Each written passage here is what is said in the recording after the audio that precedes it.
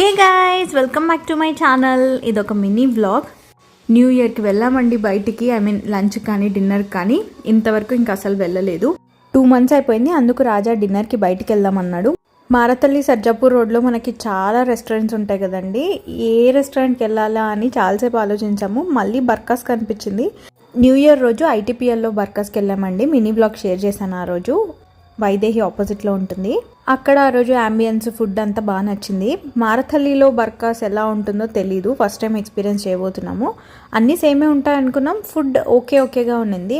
Ambience పర్లేదండి, కానీ చాలా ఓల్డ్ది, 7 years బ్యాక్ దంట. ఐటీపీఎల్లోది అయితే 3 years అంట. అది కొత్తగా ఉండింది. నా కోసం క్రిస్పీ కార్న్ పన్నీర్ ఆర్డర్ చేసుకున్నాను.